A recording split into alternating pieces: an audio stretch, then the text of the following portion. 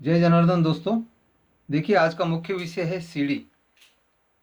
हमें बहुत कम कमेंट आ रहा था कि सीढ़ी हमें ईशान्य में बनाना चाहिए या नहीं बनाना चाहिए, आग्नेय में बनाना चाहिए या नहीं बनाना चाहिए।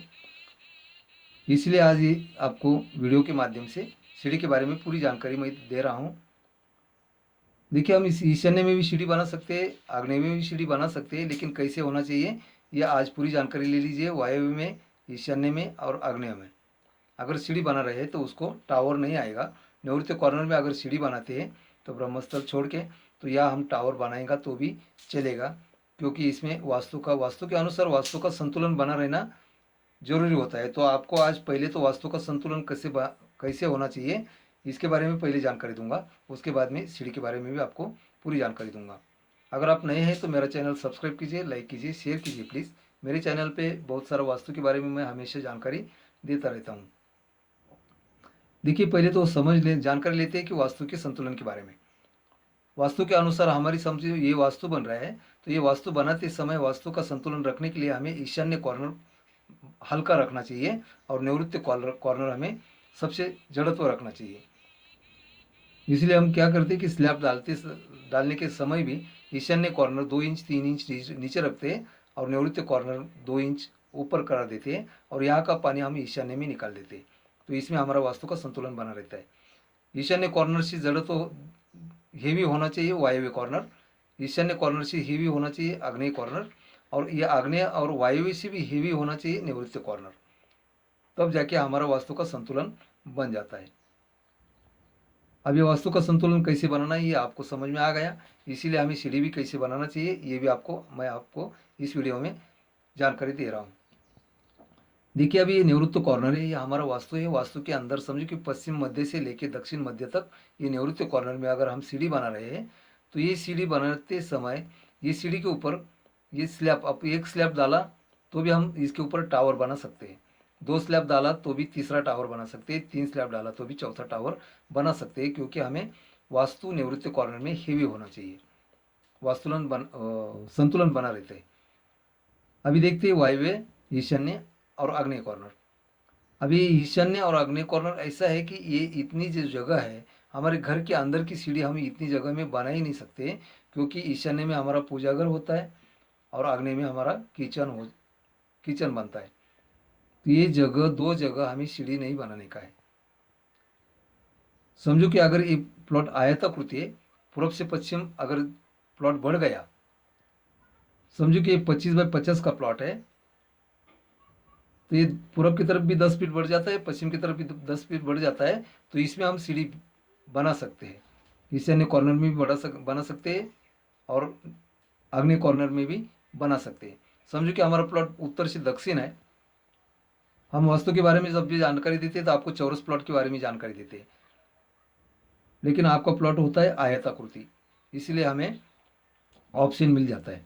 अगर उत्तर से दक्षिण हमारा प्लॉट है और 25 बाय 50 का है, तो हमारा उत्तर में भी 8-10 फीट प्लॉट बढ़ गया और दक्षिण में भी 8-10 फीट प्लॉट बढ़ गया। इसीलिए हम उत्तर से भी सीढ़ी बना सकते हैं, दक्षिण से भी सीढ़ी बना सकते हैं। लेकिन वो सीढ़ी कैसी होनी चाहिए इसके बारे में पहले जानकारी लीजिए। जब भी हमें वायव्य, ईशान्य और आग्नेय ये 3 कॉर्नर में जब भी सीढ़ी बनाने का है और वास्तु का संतुलन रखने का है, तो हमें सीढ़ी कैसे होना चाहिए कि या हमें सीढ़ी के लिए टावर नहीं बना सकते। अगर एक ही स्लैब डाल रहे हैं तो एक ही स्लैब डालने के लिए हम वायव्य में सीढ़ी अगर बनाते हैं तो इसको टावर नहीं बना सकते। अगर टावर बनाते हैं तो हमारा वास्तु का संतुलन बिगड़ जाएगा। उसी तरह ईशान्य में भी अगर हम उत्तर में या तो पूर्व में सीढ़ी बनाते हैं तो इसका भी हम टावर अगर बनाते हैं तो वास्तु का संतुलन नहीं बनेगा। निवृत्ति से ज़्यादा हेवी वास्तु ईशान्य में बन जाएगा, निवृत्ति से ज़्यादा हेवी वास्तु आग्नेय में बन जाएगा। इसलिए हम टावर नहीं बना सकते।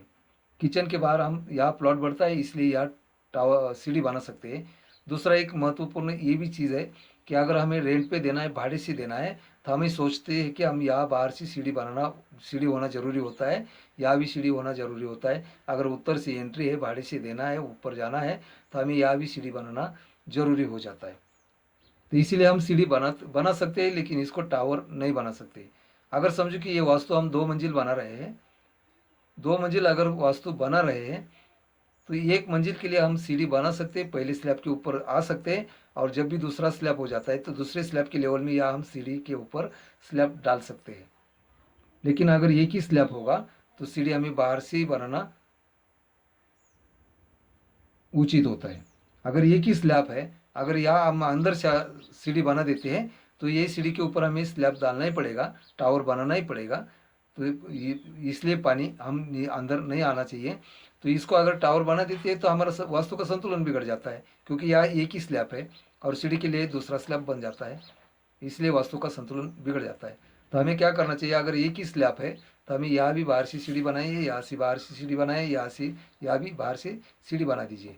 तो हमें ऊपर से और भी बांधकाम करा के बाहर से भी दे सकते हैं, वास्तु का संतुलन भी नहीं बिगड़ेगा। लेकिन अगर 2 स्लैब बनाते, 3 स्लैब बनाते, 4 स्लैब बनाते तो यहाँ हम अंदर से सीढ़ी बना सकते हैं। सिर्फ हमें क्या करना चाहिए, अंदर से सीढ़ी बनाइए यहाँ तक, लेकिन अंदर से सीढ़ी बनाते समय इसका इतना ही याद रखना चाहिए कि निवृत्ति में हम जितना भी तीसरा स्लैब हो, चौथा स्लैब हो, दूसरा स्लैब हो, वही स्लैब के लेवल से इस सीढ़ी के ऊपर हमारा स्लैब आना चाहिए, तो हमारा वास्तु का संतुलन बना रहेगा। अभी मैं सीढ़ी कैसे होना चाहिए, सीढ़ी की दिशा कैसे होना चाहिए, ये भी समझ कर लीजिए, क्योंकि ये भी वास्तु का संतुलन का ही एक भाग है। अगर हम यहाँ सीढ़ी बना रहे हैं, यहाँ से हम चढ़कर यहाँ लैंडिंग बना देते हैं और यहाँ से घूमकर ऊपर चले जाते हैं, या तो यल शेप अगर सीढ़ी बनाते हैं तो यहाँ से हम चढ़कर यहाँ आते हैं, यहाँ लैंडिंग बनाते हैं, यहाँ से यल टाइप बनाकर हम सीढ़ी के ऊपर चले जाते हैं। जहाँ भी हम सीढ़ी के ऊपर घूमते हैं तो उसको लैंडिंग कहते हैं। तो ये लैंडिंग हमारा दक्षिण में या तो पश्चिम में होना चाहिए, क्योंकि सीढ़ी का नियम है कि हमें उतरते समय उत्तर की तरफ मुख होना चाहिए या तो पूर्व की तरफ मुख होना चाहिए, और सीढ़ी के ऊपर चढ़ते समय हमारा मुख दक्षिण की तरफ होना चाहिए या तो पश्चिम की तरफ होना चाहिए। इससे क्या हो जाता है कि हमारा लैंडिंग दक्षिण दीवार के ऊपर आ जाता है तो या तो पश्चिम दीवार के ऊपर आ जाते हैं। यहाँ से अगर सीढ़ी हम चढ़ना शुरू कर देते हैं तो पश्चिम के दीवार के ऊपर लैंडिंग का लोड आ जाता है, तो यहाँ से घूमकर हम स्लैब के ऊपर चले जाते हैं। तो उतरते समय हमारा मुख पूर्व में चाहिए, या तो अगर दक्षिण दीवार पे लोड देते हैं तो उतरते समय हमारा मुख उत्तर में होना चाहिए। ये वास्तु के अनुसार सीढ़ी बन जाती है।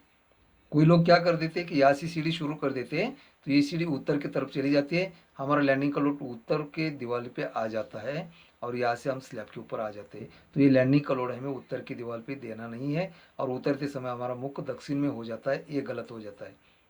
इसलिए यहाँ जो बांध दिखाया हुआ है आपको, सभी जगह बांध दिखाए, सीढ़ी बाहर की बनाई है या तो अंदर की बनाई है।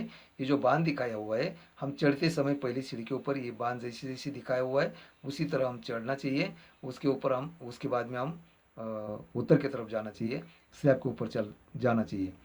ये हो गया तीसरा नियम स्लैब सीढ़ी का। सीढ़ी चढ़ते समय दक्षिण या पश्चिम की तरफ जाना चाहिए और उतरते समय पूर्व की तरफ या तो उत्तर की तरफ उतरना चाहिए, तो हमारा सीढ़ी वास्तु के अनुसार बन जाती है। हमें इतना ही याद रखना है, वायव्य में, ईशान्य में और आग्नेय में अगर हम सीढ़ी बनाते हैं तो सीढ़ी बनाते समय हमें एक ही स्लैब का घर होगा तो हम सीढ़ी बाहर से बना लीजिए। अगर 2 स्लैब, 3 स्लैब, 4 स्लैब का होगा तो हम सीढ़ी यहाँ अंदर से भी बना सकते हैं। अगर सीढ़ी अंदर से बनाना चाहते हैं तो दूसरा स्लैब हमें यहाँ डालना जरूरी हो जाता है। तो इस सीढ़ी के ऊपर भी हम स्लैब, ये स्लैब के लेवल में हम सीढ़ी के ऊपर स्लैब डाल सकते हैं।